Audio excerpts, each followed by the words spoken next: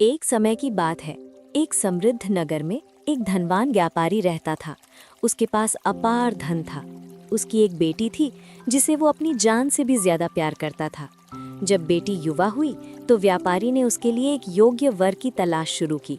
वो चाहता था कि उसकी बेटी का जीवन सुखी और सुरक्षित हो। काफी खोजबीन के बाद उसे दो युवकों पर नजर पड़ी। पहला युवक अत्यंत रूपवान था, जिसके रूप से हर लड़की प्रभावित थी। व्यापारी की बेटी को वही पसंद आया, क्योंकि वो सोचती थी कि रूप ही सच्ची खुशी लाएगी। दूसरा युवक साधारण दिखता था, लेकिन वो बहुत गुणवान था, बुद्धिमान, मेहनती और दयालु। व्यापारी को ये युवक ज्यादा पसंद था, क्योंकि उसे पता था कि जीवन में गुण का महत्व रूप से कहीं अधिक होता है। संत ने उनकी बात ध्यान से सुनी और मुस्कुराए। उन्होंने कहा, चिंता मत करो, कल मैं तुम्हारी समस्या का समाधान कर दूंगा।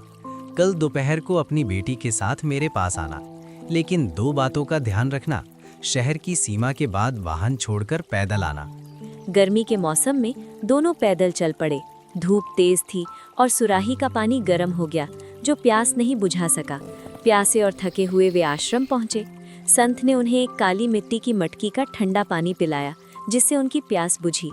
फिर मुस्कुराते हुए कहा, बेटी, देखो, सोने की सुराही सुंदर थी, लेकिन काम की नहीं। मटकी साधारण थी, पर उसका पानी तुम्हारी जान बचाया। यही फर्क है रूप और गुण में। जीवन लंबा है, रूप क्षणिक है, गुण शाश्वत। बेटी समझ गई और पिता की बात मानकर गुणवान युवक को चुना। सीख: रूप का आकर्षण है, लेकिन गुण ही जीवन का आधार है।